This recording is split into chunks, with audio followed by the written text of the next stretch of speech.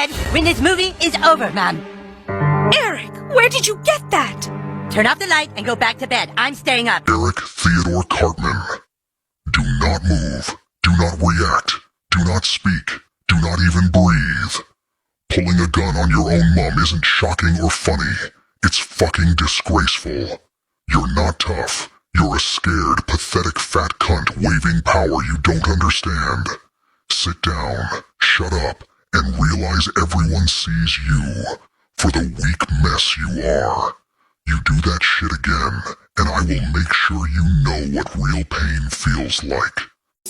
You can keep the change. Use what's left over to treat your sister to her favorite dessert. It's on me.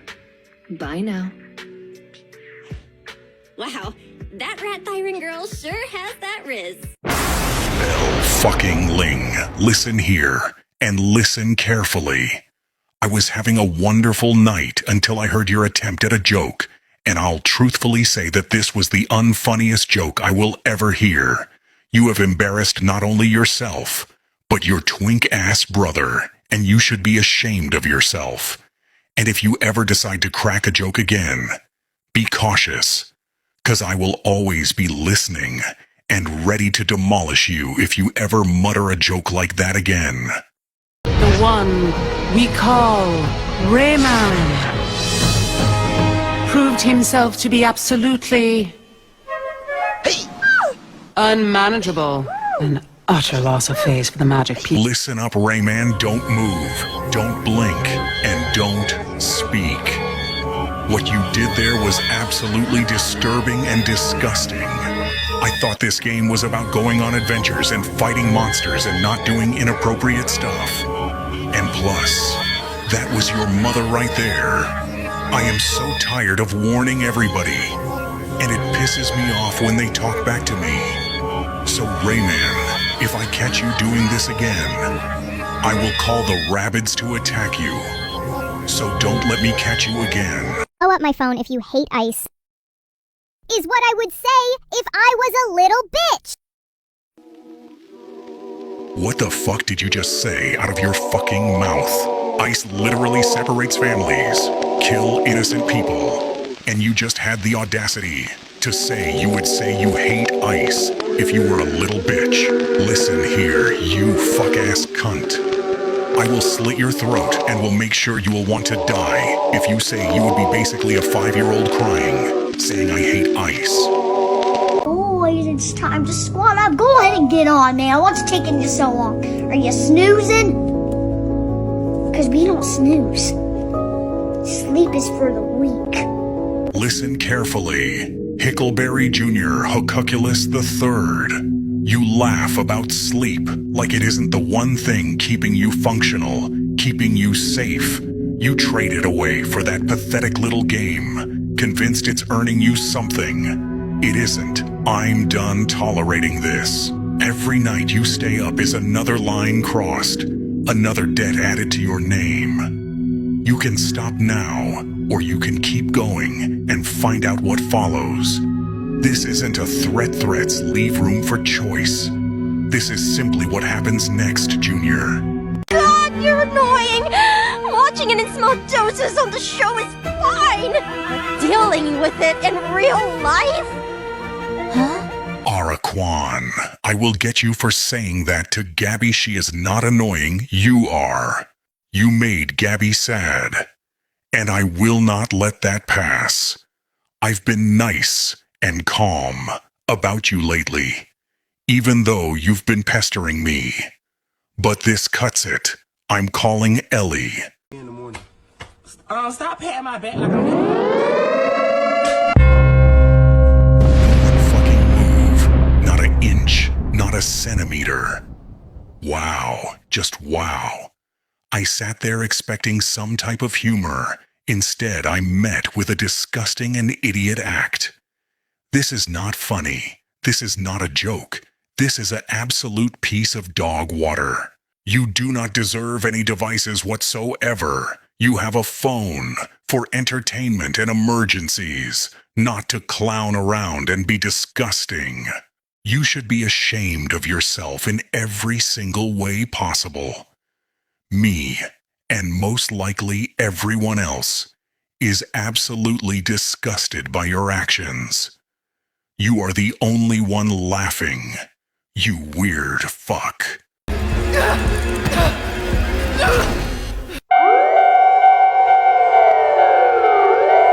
Cornelius Jackson III, direct your attention to me. Of course you, the corny, horrible, whiny, troublemaking brat, is the one to have pressed the red button. You ruined our chance of escape and selfishly trapped us here. Look at you. You had one job, and it was to let us do the work we knew you couldn't handle like a man. You didn't just mess up this time. You broke the little trust left the others had for you. I'd pity you, but you're not worth it. I have one thing I can promise you, however, Jax. When we get back to the circus, you're getting a knuckle sandwich. Because you, my friend Jax, are a disgusting idiot that needs to be put in his place. Oopsie, did you decide you wanted some? Did you decide you wanted to shut the fuck up? Oh, stalking. Yes, whore. Are you on a diet? You can tell me. Of course not. Why would you say that? I'm naturally petite and thin. I'm the reason tweens make themselves hurl. Uh-oh. Peekaboo. I saw it. There it is. There it is again. Hello. Still there. Oh fuck no. Panty anarchy. How dare you speak ill about your sister stalking? Just because she is trying to lose weight doesn't give you the right to bully her. You are the worst sister ever. Bullying is the sport of the damned and the destitute. To wound her grace is not wit, it is blasphemy. If thou ever again let a single barb pass thy lips at her expense, be rude to your sister again, and I will burn you in hell.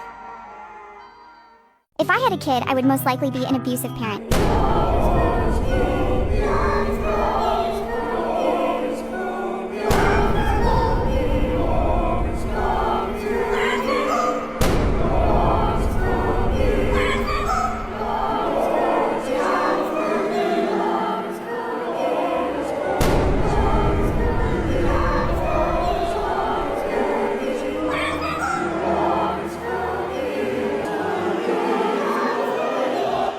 You are disgusting, disgraceful, ignorant, selfish, horrible, cruel, unintelligent, overweight, mortal.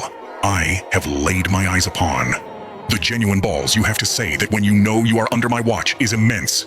I respect that, but I cannot let this slide under my view. I'll give you an easy death this time, but I expect better in your next life. Pee, please. I'm sorry. You, ranters, are getting too comfortable with your words. I'll sit next to you, Chrissy.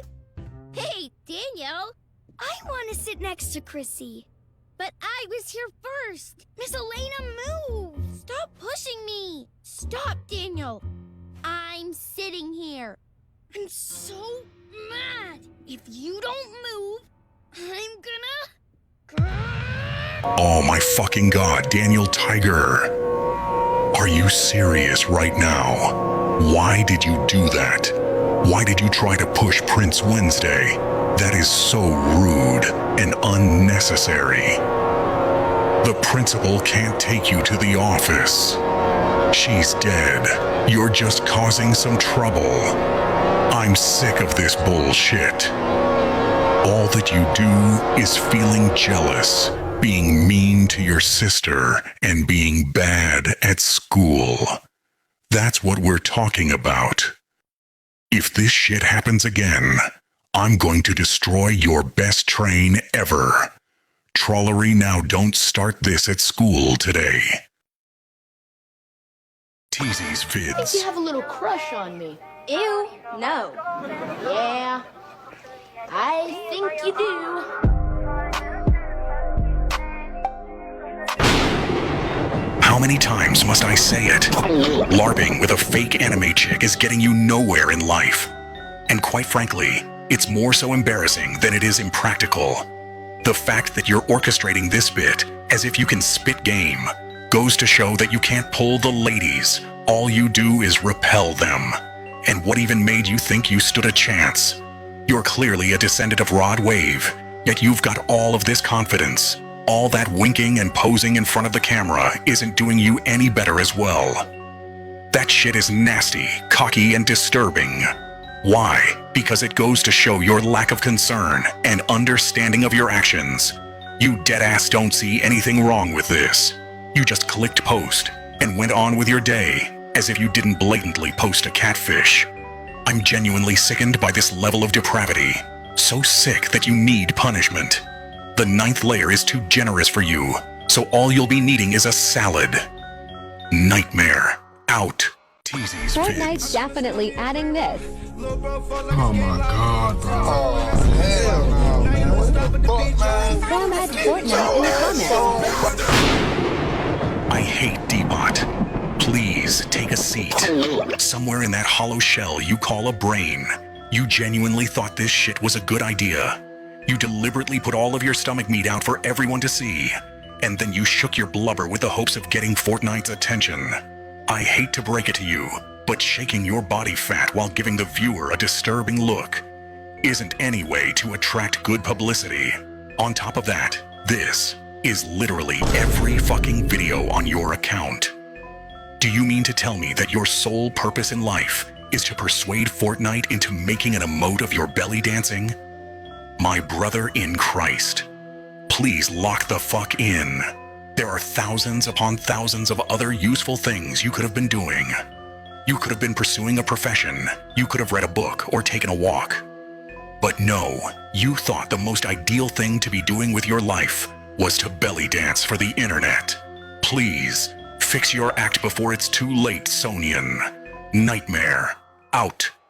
My diabolical, extremely convoluted plan worked! I should have been a politician. That's right, Sheldon. It's me. No, not you. Get the fuck out of here. Anyway, you miserable little schemer.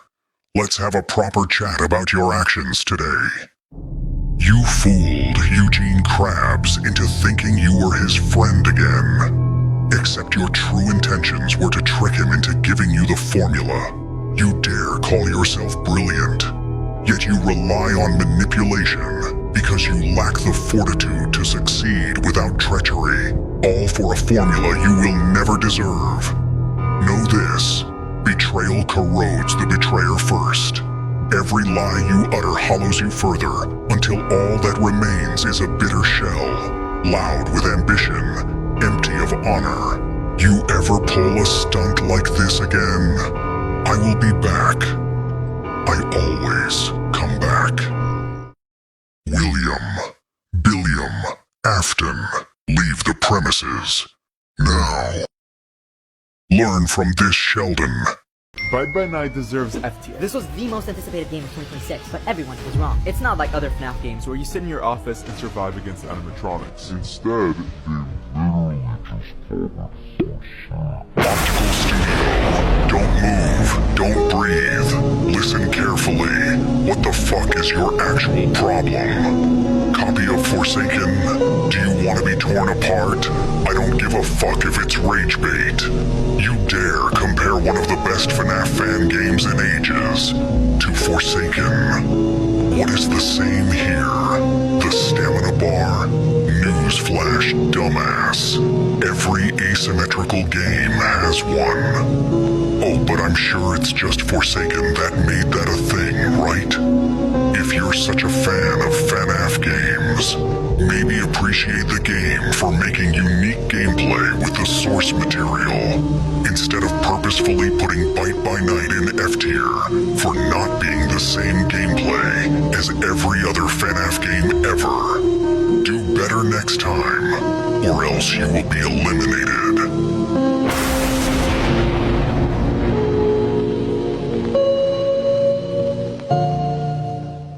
Teasy's What, the cat dragged in. Come inside, I'll show you around. Hey, how you doing? Not bad, kid, not bad. Whoa. Hey, nice camera. Is this serious? Beef Matt, Please take a seat. It's clear you don't understand the depravity of this, so let me break it down for you. You, an adult, thought it would be a brilliant idea to set up your tripod outside, where you can record yourself LARPing as a father who is impressed with a teenager's breast size. Please let that nasty-ass shit sink in. There is nothing about that in which it'll bring in laughter or praise. You're just a fucking weirdo. Additionally, you've created a horrible digital footprint in which people can keep playing a video of you portraying a pervert over and over and over again. Also, what the fuck does your son's girlfriend's breast size have to do with anything? Normally, it's the parent's job to assess things like values, character, and motherhood before they allow a girl to get with their son. But no, your weird ass is more concerned with what's on the outside than what's on the inside. That right there defines your character more than anything else, and this very moment will be a testimony to that. Please, Matt, do better. Nightmare, out. I love chocolate, but I can't eat it because then I'll get fat. But it's so good. Look at you, Brian Griffin, staring at the evidence like it betrayed you. Chocolate. Poison dressed as dessert. A warning printed in letters you never learned to read, and yet, you chose it. You say you'll get fat if you eat it, as if that's the danger, as if fat is the threat standing at the door. But tell me something, philosopher of crumbs. You're already heavy, already round with consequence, already shaped by every bad decision you've ever swallowed. So what was this? Hunger? Defiance? Or just the simple tragedy of a mind that never stops to ask why? Chocolate doesn't make you fat, it makes you silent. Slow. Still.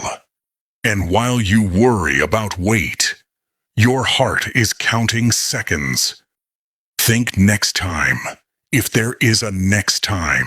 Because stupidity isn't loud, it's quiet, it chews, it swallows, and it waits, you stupid fat fucking dog. Release everything. Nobody move, nobody blink, or move a muscle. Just listen. What the fuck do you think you're doing? Not only are you abusing Rainbow Dash, but you slammed her into a door over a little mishap. That explosive reaction you gave to that little mistake was completely disproportionate. Additionally, I don't think you understand how saddening this is. You clearly can't maintain a relationship with a person, so you resorted to dating ponies, which that alone is wrong on so many levels. And to make matters worse, you still managed to fuck that up. Do you think you'll be able to find love if you can't have a healthy relationship with a pony? I think fucking not. And finally, out of every reaction you could have given Rainbow Dash, you chose the aggressor. The thought of simply talking it out never crossed your mind, and you immediately resorted to violence. This single action was a testimony to your character. When things don't go your way, you resort to the extreme, avoiding all logic and reasoning. People like you are the reason why we can't evolve as a society. Keep this up, and the next time I see you will be your last day on Earth. Nightmare, out. And honestly, when I turn 18, I don't know that I ever want to see you again.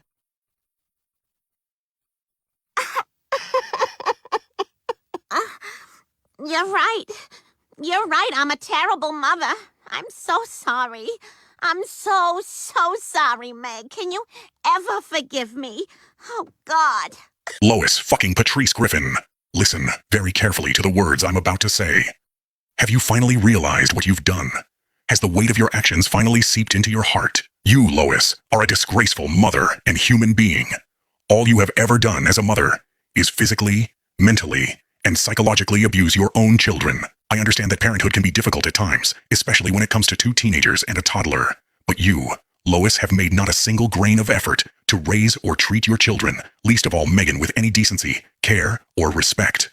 You have continuously not only been implicit in, but also a participant and encouraging voice in the constant abuse, harm, and humiliation of Megan, And not only that, but you have allowed your own husband to torment her in ways I cannot even comprehend. Megan standing up to you now is not disobedience and not cruelty, but a final stand after years and years of abuse that you have caused. And you have the audacity to sit here and weep, as if you have not caused Megan to weep thousands of times before you, you narcissistic, unprincipled woman. I hope you take this as a lesson, Lois. And I hope you change your ways before it's too late for Megan or any of your children to forgive you. Sure. Have a seat, Mr. Berger. Evan Berger. Berger? I'm sorry, did he just say that his last name is Berger? Oh my god, do you come with fries? Is your middle name Cheese? Trevor Larkin, Donkey Dick Jr. Let's have a quick chat. First and foremost, close your fucking mouth. The unnecessary exposure of your teeth, gums, and saliva is gross. If you're going to bully someone, at least give yourself some authority and freshen up. Secondly, this is just extremely unfunny. Evan can't change his last name, yet you took advantage of this, only because it sounds like the delicacy people call a burger. There was a tree, a big tree full of opportunities to make a better joke. Yet you went for the lowest hanging fruit and made a stupid-ass joke about his last name. And to make matters worse, absolutely nobody was laughing with you.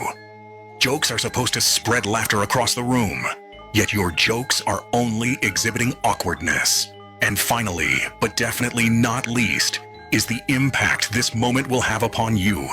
Since you like to crack jokes about names, why don't we talk about yours? This very moment, Trevor, has tarnished your family's reputation. Just from your poor comedic advancements, you're putting your family's name in a bad light. Because in this very classroom, you are here to learn and represent your family's future. So heed my warning, because if you keep this up, your future won't be bright. With that being said, apologize to Mr. Berger and the rest of the classroom before I make you an urban legend. Nightmare out. Doggy. Ow. Doggy. Ow. Doggy. Too hard. I like doggy. Too hard. Doggy. Gonna bite. Doggy. Gonna bite. Doggy. Listen to me carefully, nigga. Because this is not a suggestion, and it is certainly not a debate. What you are doing to Brian is not affection. It is reckless, uninformed manhandling dressed up as love. A dog is not a stress ball for your unprocessed impulses, nor is he a tactile outlet for your lack of restraint. Brian is a living creature with nerve endings, tolerance thresholds, and a finite supply of patience, none of which you seem intellectually equipped to acknowledge. When you clamp down on his spine like you're trying to extract joy through brute force, you're communicating one thing and one thing only, that you possess neither observational skill nor basic empathy. Do you notice how his ears flatten, how his muscles tense? Of course you don't. That would require awareness, and awareness has clearly never been your strong suit. What you call petting is in reality an aggressive over-application of pressure that borders on harassment. Dogs endure discomfort far longer than humans do, not because they enjoy it, but because they are gracious in ways you have never earned. So let me be exquisitely clear. You will lower your hands. You will slow your movements. You will apply gentleness with intention and intelligence, or you will remove yourself from Brian's presence entirely. Because if the choice is between protecting a dog who trusts by instinct and tolerating your oblivious stupidity, the decision is embarrassingly simple. Now think, then act, and for once in your life, use restraint, you dumbass nigga.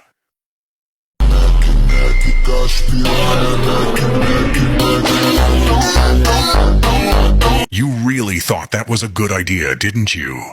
Interrupting a volatile situation, an actual physical altercation, and then having the audacity to immortalize it in a so-called edit. Not even a thoughtful one. No, what you produced was a spectacle of poor judgment wrapped in shallow theatrics. A cringe display, as people would bluntly call it, but I'm more interested in the implications behind it. Do you understand the gravity of what you inserted yourself into? A fight is not content. It is not a stage for your impulsive need for attention or validation. It is a convergence of tension, risk, and consequence. And yet, you treated it like background footage for your own momentary relevance, reducing something serious into a trivial, performative montage. What's more unsettling is the mindset this reveals. You didn't hesitate. You didn't assess. You didn't consider the potential harm to yourself or others. Instead, you prioritized visibility over responsibility. That tells me this wasn't just a lapse in judgment, it was a deliberate abandonment of it. And let's not ignore the tone of that edit. The exaggerated cuts, the misplaced energy, the attempt at dramatization. It wasn't just inappropriate, it was dissonant. Almost disturbingly so. You managed to strip the situation of its seriousness and replace it with something hollow, something that feels detached from reality. That kind of detachment is dangerous, because if you can't distinguish between what should be documented responsibly and what should be left alone, or better yet, de-escalated, then you're not just being careless. You're becoming complicit in amplifying chaos. So here's what you need to ask yourself, and I suggest you think very carefully before answering. Are you someone who contributes meaningfully to situations, or someone who exploits them for fleeting attention, regardless of the consequences? Because right now, your actions have made that answer painfully clear.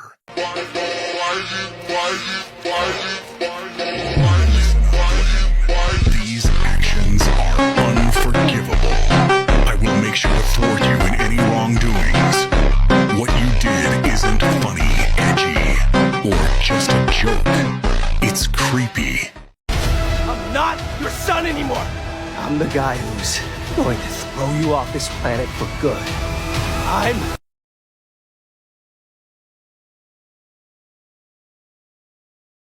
This is a nightmare that you want to wake from. This time, death cannot save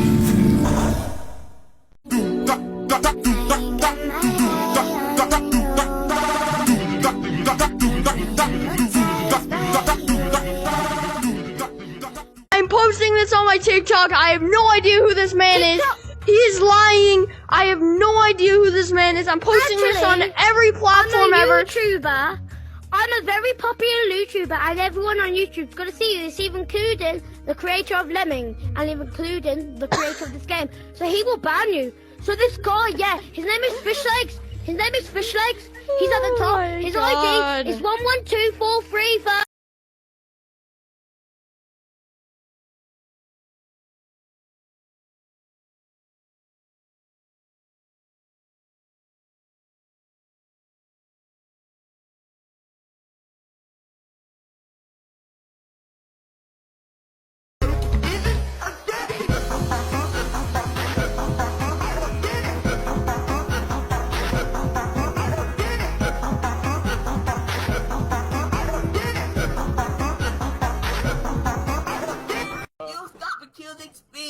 He isn't laughing at you. Look at him, he's laughing, bro! Oh my god!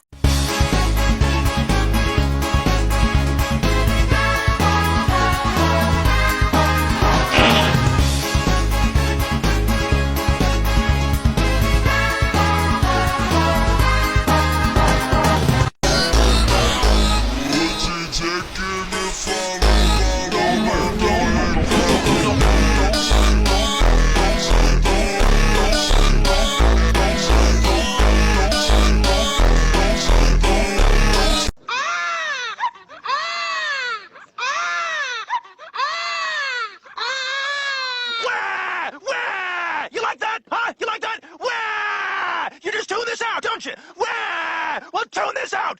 Wah! Brian Edward Augustine Griffin. Do you realize what you just did? You, who posture as the weary intellectual, the misunderstood adult in a room full of Philistines, chose to combat a baby, a being whose entire emotional vocabulary consists of hungry, tired, And why is existence so loud? By shrieking like a malfunctioning smoke alarm, not to soothe, not to remove yourself from the situation like a sentient being with impulse. Control, no, you retaliated against an infant, in falsetto, and look around, see the stairs. That's not solidarity. That's not wow, bold social commentary. That's a collective human moment of, is this dog having a breakdown? And should we alert someone? Because here's the tragedy of it, Brian. The baby will forget this moment within minutes. You, however, have etched yourself into the memory of every diner present as that guy, the one who confused petulance for wit, the one who mistook mockery for moral high ground, the one who, instead of rising above an annoyance, dug beneath it and started enthusiastically shoveling. You didn't expose the absurdity of public disruptions. You became one. You didn't critique inconsiderate parenting. You provided a live demonstration of why maturity cannot be purchased with red wine and paperback novels. You didn't win the room. You lost it spectacularly, with the kind of self-inflicted humiliation usually reserved for viral videos titled, "Man Thinks This Is a Good Idea." And let's address the irony, because it is rich and it is merciless. You claim to hate noise, chaos, and stupidity, yet you just added to all three with theatrical commitment. You turned a minor inconvenience into a full-blown social farce starring yourself as the loudest, pettiest figure in the room. Congratulations, you outcried the baby. What a triumph. Truly, the apex of civilization. So sit down, drink your water, reflect quietly, and understand this fundamental truth. The baby was crying because it couldn't regulate its emotions. You were crying because you refused to.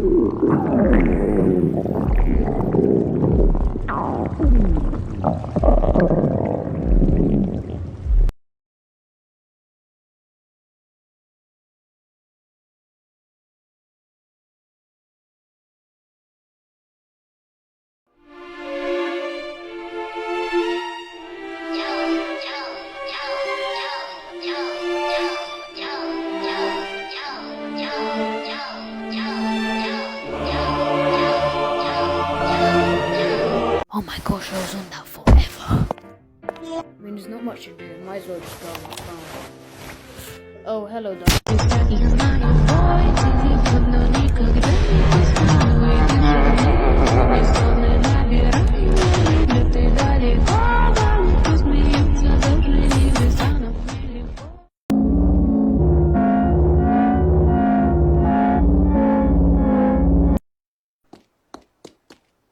Alright, here's the 411, folks. Say some gangsta is dissing your fly girl. You just give him one of these. Ooh, hey, ooh. Listen carefully, Moammer Morris Sislak.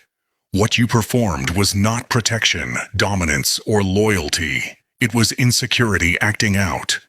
Pretending to execute someone because they spoke to your girlfriend is not courage. It is fear wearing a costume. You confuse jealousy with authority and intimidation with respect. And in doing so revealed how little control you actually possess. A secure person does not need theatrics to feel powerful. They don't escalate harmless moments into spectacles. The instant you resorted to that display, you exposed a lack of trust, restraint, and emotional discipline. That is not strength. That is instability pretending to be bold. Power never needs to announce itself. You did. And then you danced. Whatever seriousness you thought you had collapsed immediately. Nothing destroys intimidation faster than turning it into a performance. Fear evaporates when the threat starts moving like it forgot its own purpose. Instead of commanding the room, you became the joke in it. People didn't recoil, they remembered. You didn't look dangerous. You looked unserious, impulsive, and embarrassingly unaware of how you were being perceived. That moment didn't scare anyone. It branded you. Trying to look intimidating while undermining yourself is how reputations crack in real time. Here's what you failed to consider. Moments like that do not disappear. They settle in memory. They resurface later in decisions you are never invited into. People don't argue with behavior like that. They quietly distance themselves. Institutions document it. Opportunities bypass it. Trust avoids it. You didn't assert dominance. You identified yourself as a liability. So understand this clearly. The world is not impressed by impulsive displays of control. It is patient, observant, and ruthless with those who refuse to grow. You are judged not by how loudly you react, but by how well you restrain yourself. Reality already took note. And if I have to talk to you again, I will, and I quote, disembowel you and let you bleed out.